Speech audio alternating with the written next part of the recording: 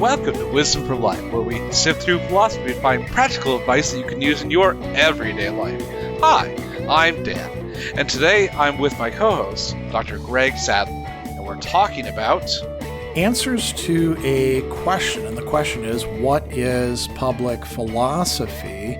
And as it turns out, there's a lot of ins and outs to this. If you think that you know the answer already, you might be a little bit surprised as we go through some of the responses that other people have given or proposed as how we ought to be understanding and doing public philosophy. And before we actually kick this off, I want to point out that we're doing it right here.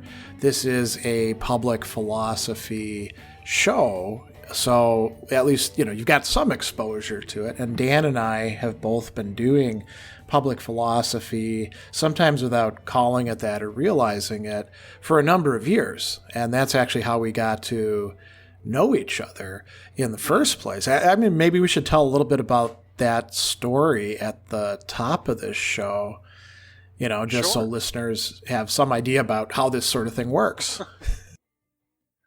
So I guess Greg was already running the Milwaukee Stoic Fellowship, and I had moved back into Milwaukee after I was out in California, and I had met some other Stoics out there. And it was a monthly meeting. We were reading through, I believe, the letters from a Stoic, or Seneca's letters, or moral letters. Yeah, that sounds Achilles. Right. Yeah. And after we were doing that for, I don't know, was it over a year before I proposed doing something more together? Yeah, I remember actually we were doing that at the Shorewood Public Library, which is where we were meeting, and we sat in my car. I think it must have been cold. Yeah, it was cool. It was late fall, I want to say. There you go. So that's why we were in the car. And then you did bring it up. You were like, I was thinking about, and I don't know, it was exactly a radio show. I think we were talking about doing a podcast maybe, right?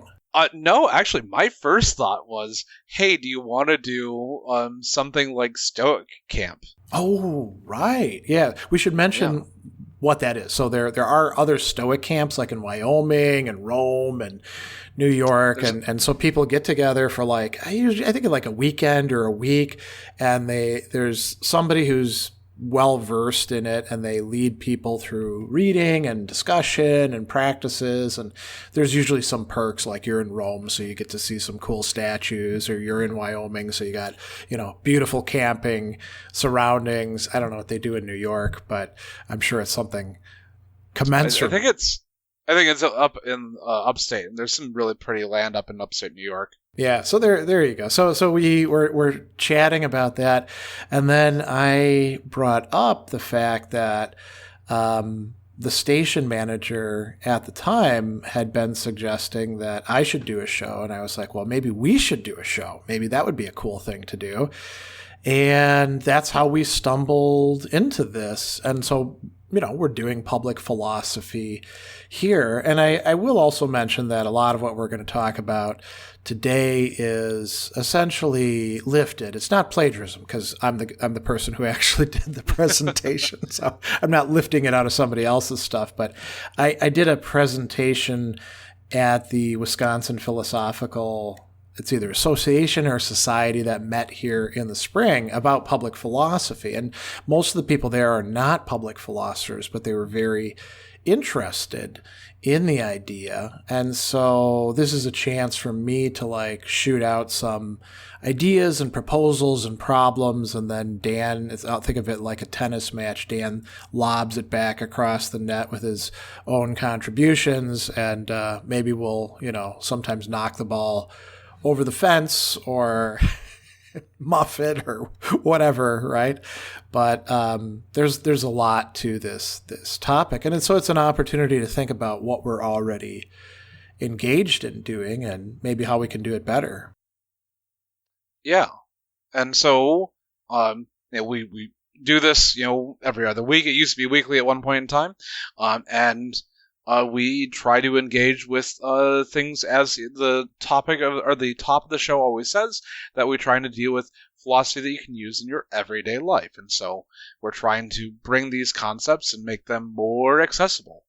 And applicable. Application is an important part of it. And it's for a general audience. So we try as best as we can. I think sometimes we forget to, but, if we use a term that's not an ordinary English language term, we try to give you some sense of what it means or direct you towards where you could find it, So this is, I'm not going to say it's doing exactly, it's not like providing a comprehensive philosophical education on the radio waves or anything like that. We're not that pretentious, but, you should be able to learn something from listening to this show.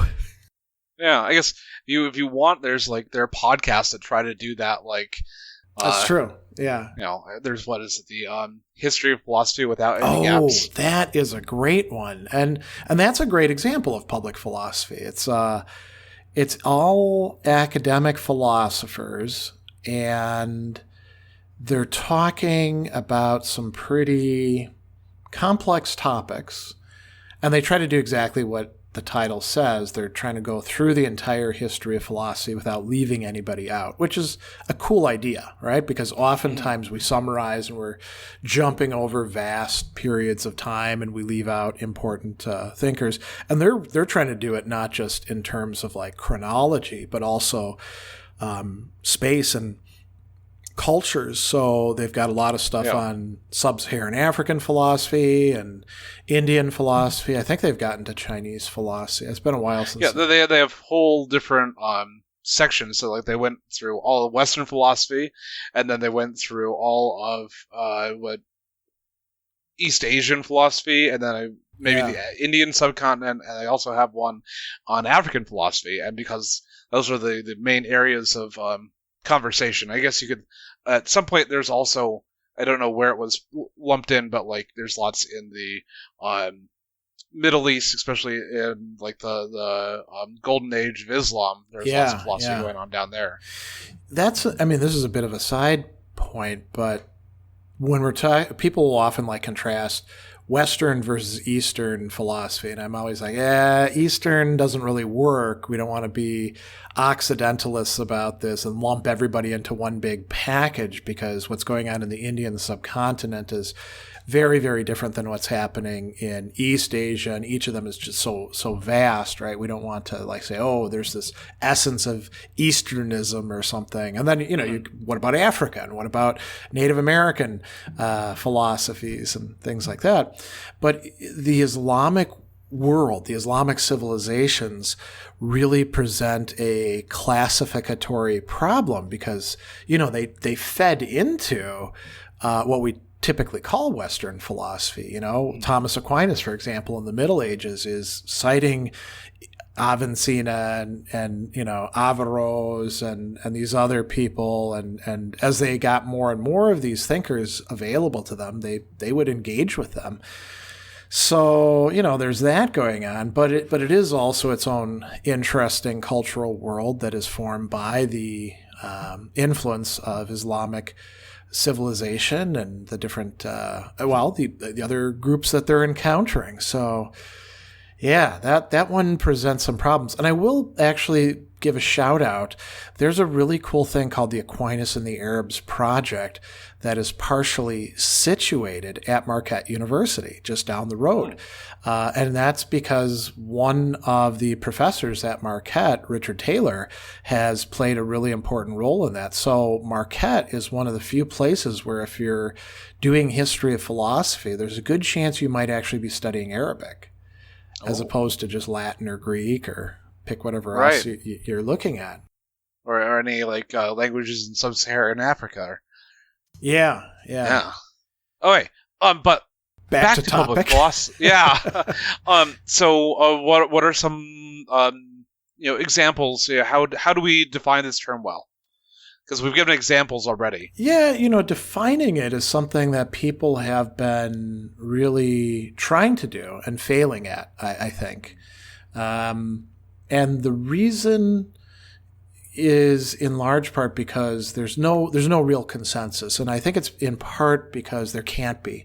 Because you typically start thinking about what is public philosophy because you're doing it, right? You don't like sit off in the proverbial ivory tower and think to yourself, maybe I should do something for the public one of these days. Let's do some public philosophy.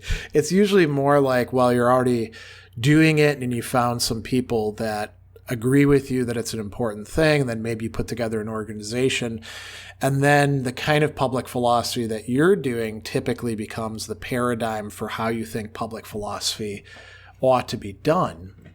And we're going to look at some definitions. I think the definitions are useful not so much to, circumscribe the topic, but to give us ideas about like what people are interested in, what public philosophy could look at. I do want to say it's go ahead. Definitely like a multimodal thing that like there's many different ways in which we can do public philosophy, and for certain goals there's going to be definitely significantly different ways in which one can practice that. Yeah. I mean, I think it is important because people will ask us, well, what are you actually doing, that we have at least some things that we can say to them.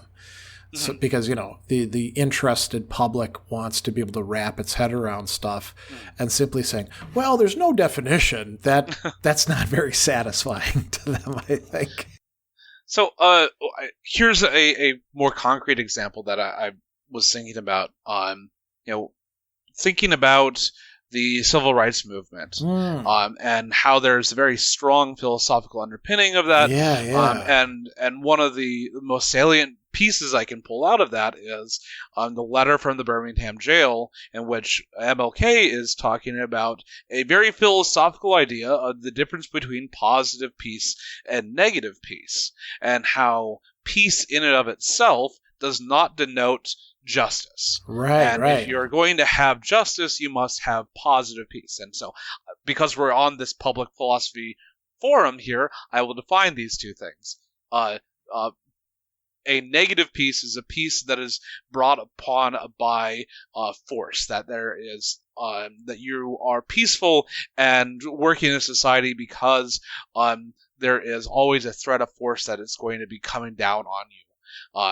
So, hey, a slave plantation can be peaceful, but only because there is the man with the whip at the end of the row just waiting for you to step out of line. Whereas a positive peace is a society in which everyone they bought into the society, and because they feel like they have justice within that society, and that they've bought in, and they feel like they are getting the things that they need to live their good lives. Yeah, and there's the possibility for learning from each other, solidarity, and all that. Yeah, the letter from a Birmingham jail is really a great example of public philosophy in one of the senses that we're going to look at. If you read through it, you notice that King himself, who, was university educated, he refers to a number of earlier philosophers, St. Augustine, Thomas Aquinas, Paul Tillich. I'm trying to remember who else he brings up. And there's a number of interesting ideas that are worked out. He's like talking about the difference between just and unjust laws, and he introduces a new way of thinking about that, but one that incorporates previous ideas. It's really a rich document. I'll say, too, as a side note, when I taught at Fayetteville State University, which is a historically black university in North Carolina, when we get to close to Martin Luther King Day, there'd be a lot of attention paid to his stuff. And so I'd often get asked by history classes to come in and give a guest lecture unpacking the argument in the letter from a Birmingham jail. And there's a very complex, robust argument there that's being made. And a lot of these college students, first of all, they'd never read it, because in a lot of places it's just not part of the curriculum. So they're reading it and they're not sure what they're what they're supposed to make of it. They know that MLK is a good guy and you're supposed to have warm, fuzzy feelings towards him. And so we would like spend a whole hour just like unpacking what's going on in this section, what's going on in this section. And then like seeing people, you know, when you look out in the audience and you see the facial reactions, like some are puzzled and some are like, they've got that, I'm getting it kind of face, and some are smiling and some are frowning because they're not quite sure what the hell's going on. It's really quite cool, you know? And to extend, you know, not only is this a public document that was trying to inform the public, it is also, to a certain extent, I want to call it exactly call to arms, but like a call to action. Right. That this is the issue that we are dealing with here currently in our society, and it is fundamentally unjust, and thus, therefore, spur you into action to doing something to try to right these wrongs that have been enumerated in the letter. That's right. Yeah. Yeah. And it becomes part of our philosophical canon, interestingly enough. You know, if you get yourself a textbook on what we call social and political philosophy, you'll usually find the letter from a Birmingham jail anthologized in it. Unfortunately, that's usually the only thing they've got by King in there, but because he's got, you know, plenty of other good stuff. But that's especially the latter stuff that gets totally swept under the rug, where he's very much thinking in terms of class, not just race. Yeah. Well, let's talk about definitions. So, you know, we said there isn't a single definition, but there are plenty of people who've tried to give definitions. So one of the really commonly referenced one is by this guy, Jack Russell Weinstein, who wrote an essay, What Does Public Philosophy Do? And he says, okay, so public philosophy denotes the act of professional philosophers engaging with non-professionals in a non-academic setting with the specific goals of exploring issues philosophically. And I think that's not bad. You know, I mean, that covers a lot of the grounds of what we're thinking about. You know, professional philosophers engaging with non-professionals. Okay, so that's definitely part of what's going on. I think that in a non-academic setting, maybe that's important, but you know, it could still be like an academic institution. Like you could do something on campus and it could still be public philosophy, but you're not doing it in the classroom itself, you know, like in a accredited class that runs for 15 weeks. What do you think about that one? It's an okay one, I guess. You know, in general, I feel it, but yeah, that's it. It's very, very general. And it may actually leave some stuff out. So I'm curious to see what you make of this one. This is another one from Michael Burrows in Supporting Public Philosophy, 2 Lives and 3 Strategies. He talks about a stipulative definition. We should probably say in a minute what a stipulative definition is of public philosophy as a philosophical practice that engages and collaborates with stakeholders beyond the academy towards the end of improving our communities.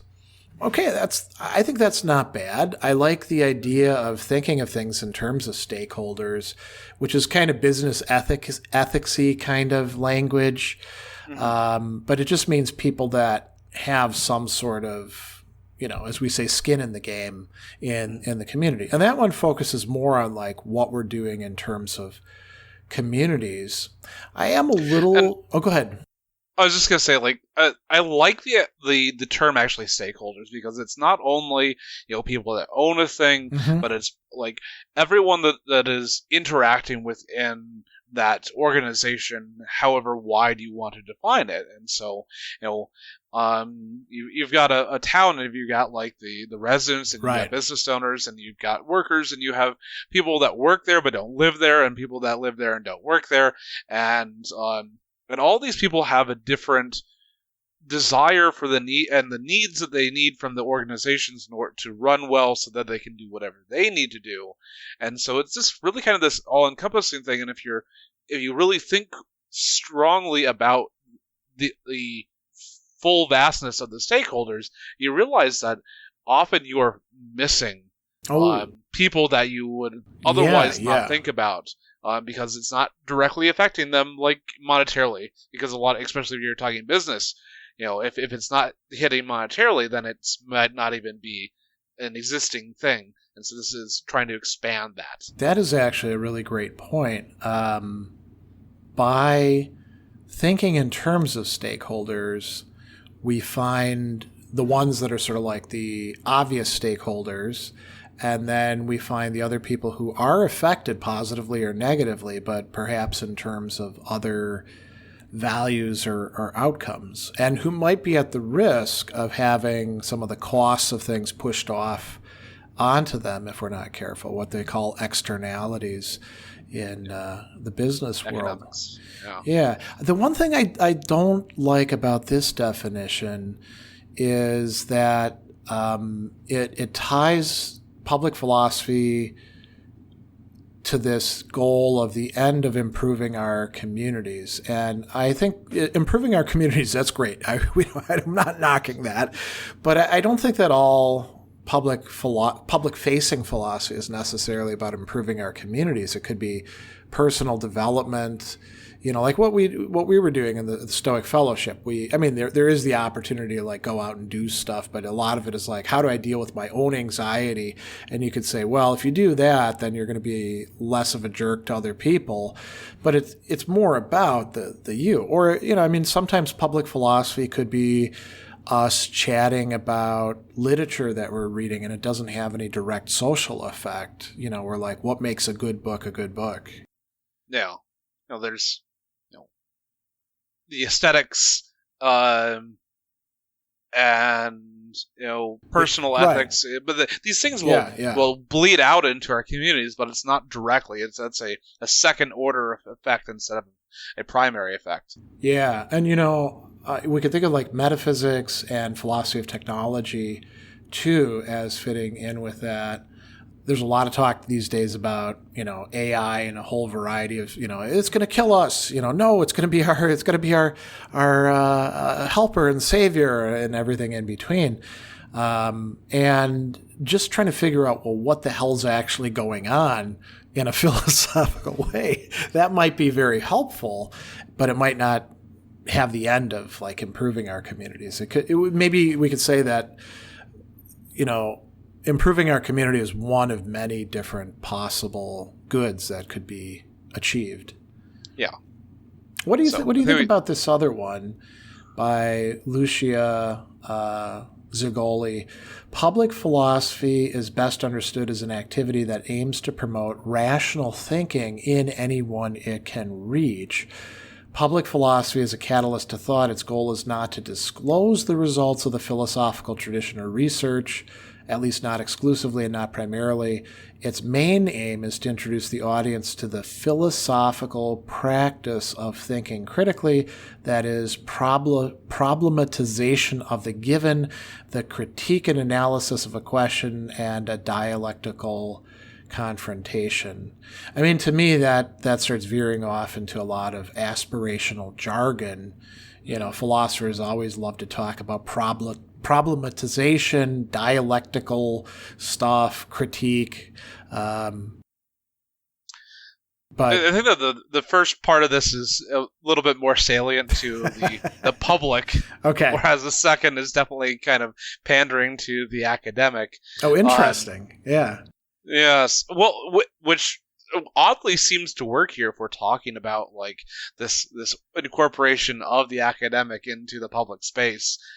Yeah, and it helps to answer the question, what the hell are academics actually good for, right? Yeah. And in a lot of cases, the answer is nothing, Or at least that's, yes. There are lots of people who think that all like non-sciences are of zero or no use. And obviously we don't think so, that there's a lot of benefit that we can create from thinking critically about these things. In general, I like the idea of trying to promote rational thinking. Yeah. But this also requires a little bit more research, like how exactly you're defining rational thinking, and Right. So they don't just become buzzwords. Rationality, logic, evidence-based. With all these terms, I mean, if we are going to be really critical, we have to say, what do you actually mean by that? What counts as evidence? What counts as logic? Yeah. And hopefully you have really good understandings of those things and definitions that you can, like, okay, these are the criteria that we're defining these things under. And it reminds me of watching old original Star Trek, and Spock is making these things like, it's only rational that, because X, therefore Y. Yeah. And I'm like, I was like, did the writers think this was actually rational? Or it just seemed like there was some prejudices of the time of the writing that, like... Yeah, a lot of the things that Spock says are logical or rational don't turn out to be so when we put them under scrutiny, and you're like, what's wrong with these Vulcans? Right? Yeah. Let's talk about another thing. So maybe we don't define it. Maybe, one of the things we sometimes do in philosophy is we say, well, okay, we can't define something adequately. At least we can distinguish it into its parts, right? And maybe we get an idea about what public philosophy looks like by doing that. So there was this really famous report, at least in philosophy circles, public philosophy circles, by Mager and Fader in 2010 called Practicing Public Philosophy. And it was in the American Philosophical Association Committee on Public Philosophy. And they recommended creating a public philosophy network, which actually happened and became like a big mover in the community. And so they noted that there were three positions when you ask philosophers, what is public philosophy, that the people came up with. So one was philosophical practice as a public good. Another was public philosophy having the explicit aim of benefiting public life. And then the third was public philosophy as liberatory, assisting, and empowering those who are most vulnerable and suffer injustice. And I mean, those all sound like good things to pursue, and they do seem to be distinct, right? I mean, you can try to assist and empower the people who are most vulnerable. I mean, letter from a Birmingham jail is a prime example of that. Without, necessarily promoting philosophical practice as a public good. It's not like Martin Luther King was saying, all right, everybody, let's put our logic thinking caps on and start training or something like that. And I think you could do the others as well independently. I mean, maybe it's nice when you can hit more than one. But does this strike you as enough? Enough? I guess enough is a good enough. Yes, I'd say enough. It's is it perfect? Probably not. Are any of these perfect? Probably not. Yeah. And maybe that's a bit of a side note there. The demand to have like the perfect definition or classification. I often have seen this in academic and non-academic settings, winding up being more of it's not a conversation ender, but it draws the conversation off into areas that become less and less productive. It's sort of like almost like a law of diminishing returns as you steer the conversation into let's make this almost as perfect as we can. You get less and less done. Because you're getting too stuck in the weeds, mired in the weeds, instead of actually trudging forward and making progress. Right, yeah. So, another alternative is from Burroughs and Valentine, where they said that public philosophy takes a number of different forms, and they proposed three main functions of it, what they call field philosophy, which is, the philosophy of technology stuff. So you're going to, think about AI and then write a column for, I don't know, the New Yorker or if they were interested in having it, the Shepherd Express or, the Milwaukee Journal, you write an op-ed piece. So that's one thing. You're taking philosophy and then applying it in a way that, maybe you can reach out to non-academics. And then there's popular philosophy where you're actually trying to do outreach, as they call it, to other people. And then they also talk in terms of activist philosophy. And so, this is kind of a recurring theme, isn't it? But what if you're like a philosopher and you're not so interested in activism? Does that mean that you're not as good of a public philosopher? I don't know. I guess it depends on what your ends are. If you're trying to, like, as we work with, like, the Stoic Fellowship, to just improve the individuals that come and join us, that's not exactly activist. It's not trying to, like, make systemic change, but it is trying to make change in the individuals. And, definitely, there are popular philosophers, and once again, grabbing from the Stoics, and, like, there's Ryan Holiday, who definitely works in popularizing public philosophy and Stoicism specifically. Yeah, that's true. He might be a little bit too on the popular end, where he gets a little loosey-goosey with, like I've noticed sometimes he'll rely on bad translations of things, and then, I don't think he actually reads Greek. So, like, when it comes to Marcus Aurelius, who's his guy, some of the translations are a little wonky from time to time. And so it's almost like stepping on a bridge where it's a little rickety, and, you don't want to, like, accidentally step through because you're putting too much weight on something. He just runs across the bridge. How does he define field philosophy?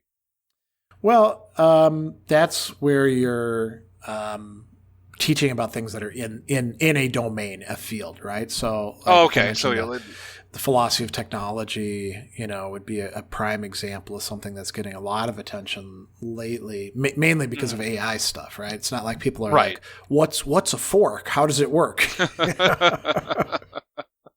What are the implications of this new technology and how it's going to enter in the world? Or, right. You can take this back all the way down to, like, the Luddites and their argument, or their destroying of the weaving looms. Oh yeah, you could study the Luddites from a historical perspective, and then you could also say, well, wait a second, these people because they had sophisticated arguments. You could, like, let's read their arguments and see why they were smashing machinery and whether we should do the same thing, Mm-hmm. Right. Yeah, that's a great example. I like this other breakdown that Lucia Zagoli has in a recent book review that says there's 3 possible ways to understand the relationship between the 2 poles of public and philosophy. So there's a different way of parsing it out, right? Mm-hmm. So one of them is activities performed by professional philosophers to bring philosophy to non-professionals. So it's like public education. So if I go and I give a talk, like the talks that I give at the Frank Weinberg Library, where it's called Philosophers in the Midst of History, and I'll say, okay, what was going on with Socrates or Thomas Aquinas, or, like, the upcoming one will be David Hume. How did history inform them? How did they influence history? I'm doing most of the talking, and then the audience will ask some questions, or they'll raise some issues, right? But it's mostly me, the philosopher, doing a presentation. So it's not a completely one-way thing, but it's, what would be the word for that? It's primarily on one end. Mm-hmm. One to many. Okay. Yeah, that's a good way. So then this other one, I think this is really important. The contribution the public can make to the work of philosophers. And they frame it as an antidote to epistemic injustices, which is, again, a jargony philosophy term, which basically just means some people have been left out of the conversation and their points of view, their ways of knowing things have been ignored.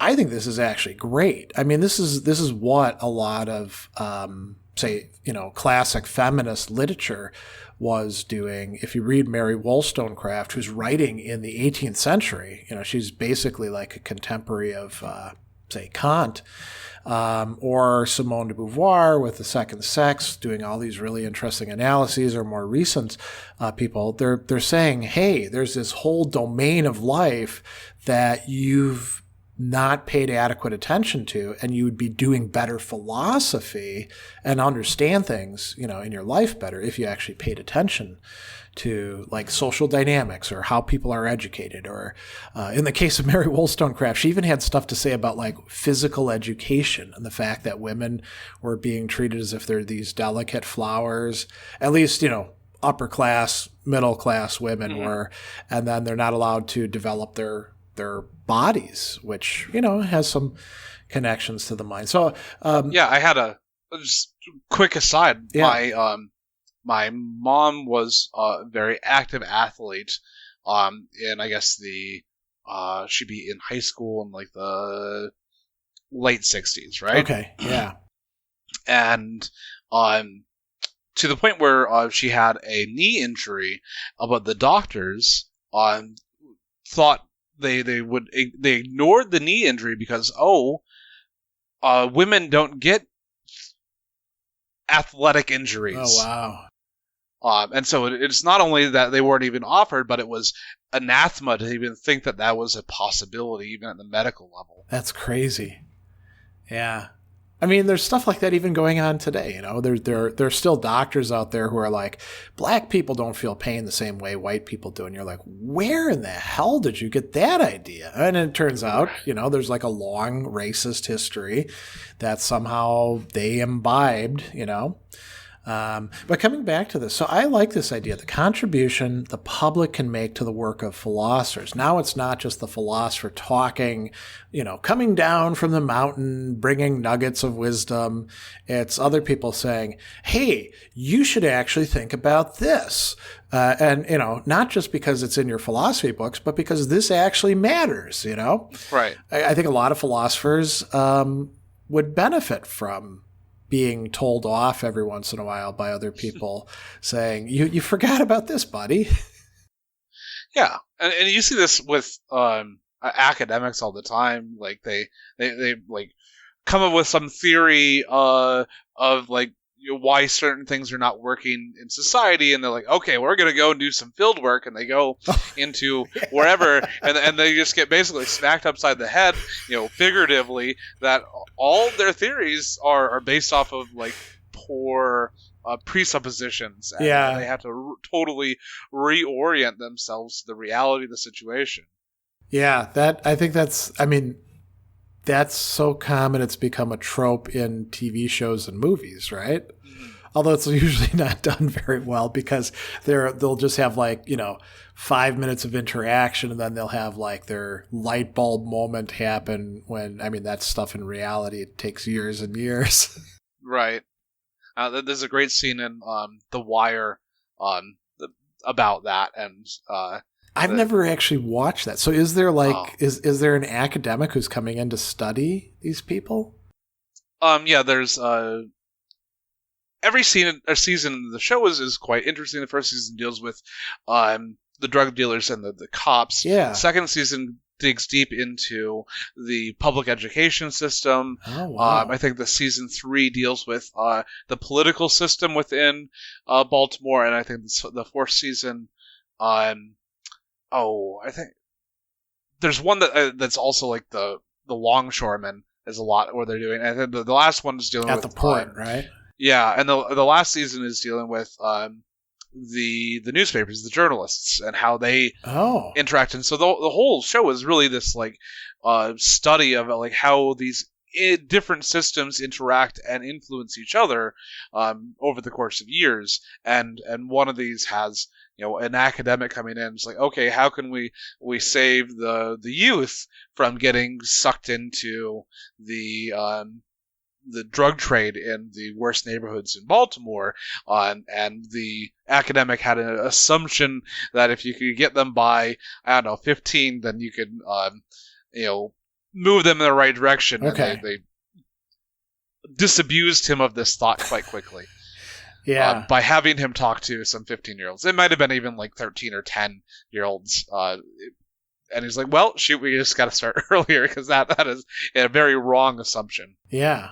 Well, that's very interesting. That's, by the way, a lot of people have recommended The Wire to me, and I'm often reluctant to take people's advice about shows because typically it's like, oh man, you got to see this. It's so amazing. And, it's about this and this and this. What you've just said actually makes it sound like something I would want to watch. That description of it, to me, it might not actually work for a lot of people though, but that description of it as being sort of almost like a narrative analysis of these interlocking systems of power and, human development and its opposite and moral choices, that makes for a good narrative, I think. Yeah, it absolutely does. And there's lots of good action when it needs to be, but it's not the focus. If it makes narrative sense, then it happens, and if it doesn't, it doesn't. So the third one, and I'd be interested to get your take on this, because I think you're closer to this than I am. The public and the philosopher working together in a mutual and reciprocal relation in order to deal with issues that concern the community. So it's a form of cooperation with and for the community. And part of the reason I was saying I think that you're a bit closer to that is because you've done more in the tech and business world. And, a lot of people are like, oh, that's just about making money. But no, I mean, good tech products and, good business organizations are aimed at developing human potential and, making our lives better. So, I mean, do you see that as like a mode of public philosophy then? So you get a philosopher and some sort of public, and they've got to work together. So that means they've got to be listening to each other, right? Hopefully. Unfortunately, lots of large tech companies that have had philosophers on staff have been recently firing them. Yeah, I saw that. Because they are saying, hey, we need to slow down. And once again, especially if you're in a publicly traded company, something that would potentially lose you money on your next quarterly reports is going to be against the will of the major apparatus and the major point of the organization itself. And so a lot of times they'll talk a good game. Like, hey, what was it? I think it was Google's motto for a long time was "Don't be evil." Right? Yeah. They got rid of that. And so hopefully there is. A lot of times the interaction is between companies and philosophers kind of trying to take them down a peg. And so I know there's a philosopher and technologist out there called Jaron Lanier, who's I think he actually coined the word virtual reality many years ago. And he does a lot of these things, and pointing out that like data is the new gold, and how companies are using that, and how what is an actual just way to distribute the goods, because right now we as customers or users are giving up that data for free, right? But that is the most valuable thing that we have, and this is an unjust transfer, because the amount of goods that we get from the services that they provide are so much less than the data that we are providing. And so he proposed a number of different ways that you could potentially build systems that would allow for a more just distribution of the proceeds from those goods produced. So this, I mean, we're heading off in a tangent here, but this is actually something I'd like to ask you about. Now, granted, none of us have like total experience of the whole world of business or anything like that. So we're not generalizing from some like perfect, empirical induction. But what's your gut sense? Is it possible? And I'm not just thinking about philosophers, but other allied fields where, let's call them moral or ethical questions, and theories are playing an important role. So you mentioned, the sort of myopic, only focusing on the next quarterly report attitude that a lot of people in business have, which is not confined to the tech sphere. It's everywhere. What's your gut sense? Is it possible for there to be sort of a robust incorporation of, we'll call it moral principles and decision making and action and looking, sort of review within a company? Or is it, should we say, well, that's just not, it'd be great if that did happen. It's just not going to happen in point of fact because of the ways in which the capitalist system, incentivizes things. Do you think it's maybe if you're small, you can do that, but if you get big, it becomes impossible? Or no, it's definitely not possible. And when we had lots of companies in this country and around the world that were beneficial to all stakeholders. And so what the biggest issue I see is that when it comes down to the bottom line, the only stakeholders that are really matter to most of these companies are the investors. Yeah. And so we have an investor capitalist system that removes all the other stakeholders as valid trade-offs to maximizing profits for and returns specifically for those investors. And I think we've already talked about shitification right recently, and that is a platform capitalism. You write these platforms where you insert yourself between the user, the user and the provider of the service are good, and you lock them in, and then you once you have your privileged position, you squeeze both of them. You can even see this in Walmart. I was just thinking that, that you have these low prices, which get all the companies to come in, which kill off all of your competition, and you can artificially reduce your prices in a place in order to kill off physical competition. Now everyone is stuck going to you, and now that you have all the people, you can squeeze your producers to give you cheaper and better and better prices on the products that they're selling. And so because they have that middle point, they are able to squeeze everyone else. It's hell, this goes. You can see this happen even back in the oil days, early Rockefeller. Oh yeah, with all the integration. Yeah. Well, he owned all the refineries. Yeah. And so it didn't matter who the supplier, the suppliers or the buyers were. Everyone had to go through him. He had a monopoly on that and was able to extract whatever prices or purchasing prices that you wanted from either supplier or the purchaser. Yeah, there's actually a great. It's not about oil so much, but about grain. Frank Norris's The Octopus. Great novel about that, very dynamic. And I remember, it's been a long. I think I read it in high school or something like that. But I remember this line in there where there's this farmer and he's going to the railroad people who transport the grain, and he's saying, I can't sell you the grain at the price that you're giving me. You got to give me a better price because I'm going to take a loss on this and then I'm going to lose my farm. And, the railroad guy who's, in charge, he's not just a railroad guy, it's a railroad shipping company that then takes the grain and does everything with it. He's like, well, we're not giving you that price. You have one choice. It's either our stuff or your grain rots.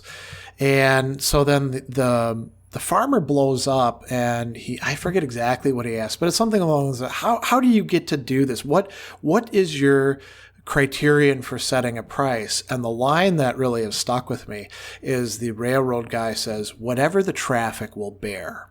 So in other words, whatever we can get out of you, whatever we can extract from you. And that does wind up being an issue a lot of the time. This process of enshittification is exactly that, right? Right. Another thing I just want to add here quickly is that, you have seen large companies like GE before. Was it Jack Welch took over in the 80s, in which he, it was a company where you could get a good paying manufacturing job that would, from a strong company, half of everything built in America seemed to come from GE at that point in time. Yeah. And he went through and he prioritized investor returns. And the entire stack ranking, which is terrible for morale and of the individuals, that destroys the cohesion of the workplace, as well as a whole bunch of other processes that for short term really increase the investor return. But where's GE now? It is broken up into 3 companies, and many of the processes that once Jack was gone have made the short-term gains come to long-term losses. Yeah, and pushed off. We talked about externalities. That's costs that are borne by people outside of like the budgeting and the books and all that sort of stuff. I mean, when places have to close, when people lose their jobs, there's all sorts of what they often call knock-on effects that are borne by the entire community. So there are B corporations as a potential way. But let's get to maybe what's your proposal? Well, so I in the presentation I did, I proposed something that we call pluralist, meaning that there isn't just one point of view. And I think it promotes like an ongoing conversation about what public philosophy is and could be. And so I came up with 6 different main modes. And I might be wrong about this. That's part of being pluralist is saying, somebody else maybe has some answers that I don't. So I'm going to just rattle them off, and then we can talk about a few of them because we've already used up a lot of the time. So the first is philosophy intended and carried out in the public interest. So this would be, op-ed pieces in important forums, or it could involve some activism. But the idea is that we're part of a community and philosophy can contribute to that. The second is philosophy applied within broader public or professional context. So for example, when I was asked out of the blue by the Wisconsin Paralegal Association to talk at their annual conference about ethics, it's for continuing education stuff, I was being asked as an expert in ethics to come in, and I had to look at, well, what are paralegals actually concerned about? And it was very eye-opening for me to find that out. So there's some back and forth applying it and then talking with people. I think that philosophers taking philosophical arguments, problems, positions, and themes and popularizing them, that means, presenting them to the general public, like the history of philosophy with no gaps. I think that's a prime example of that. I think that's probably what we do in our show. So that would be a third one. And then I think this is a really, really important one. Philosophy produced, provided, and engaged in largely by non-philosophers, people who don't identify as part of the academy. They might use the word philosopher to describe themselves, but think about the Stoic Fellowship, the worldwide organization, a branch of which we have here in Milwaukee. Most of the people doing that are not academic philosophers. They're people who have an interest in Stoicism, and then they study it, and then they talk about it and do things with it. So I think that's really important. And then SOPHIA, the Society of Philosophers in America, has this model of philosophy side by side, where you got the professional philosophers, and then you have the other interested people who are not academics, and they're working together.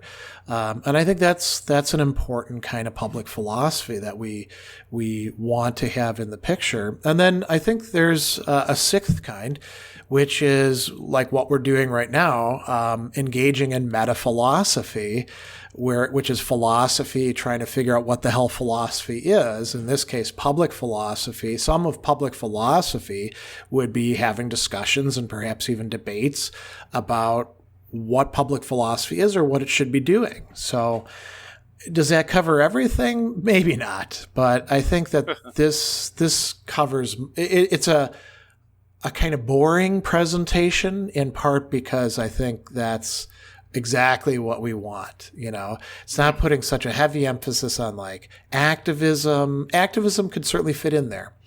The importance of the community can certainly fit in there. But I think if we think about what we count as public philosophy and call public philosophy, it generally fits into those 6 categories. I mean, what do you think? I'm open to criticism or suggestions. Is there something you think is left out of that, or?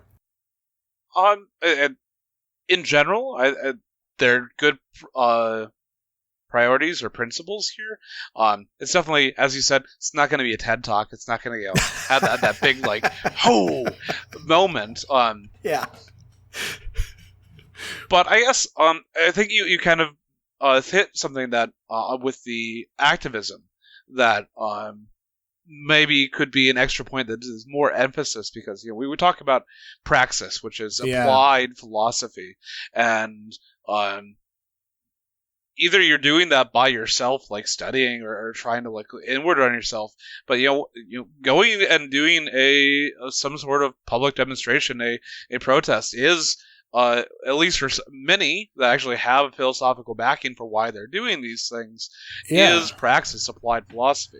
Yeah, and it shows an ethical commitment, right? In a way that's going beyond just posting things on Twitter, or putting posters up or stuff like that, actually going out there and doing something. Okay, and unfortunately, there are people with really negative ideologies, right, that have there's far right, like fasci organizations out there that are Proud Boys type things, where they have a philosophy. I don't think it's good at all, but they have like a set of core ideals, and they are putting it out there and using that as the basis for why they are doing the actions that they are doing. And if you are not able to understand how they use their rhetoric and how they use these corrupted worldviews in order to convince people to do all sorts of things, up to like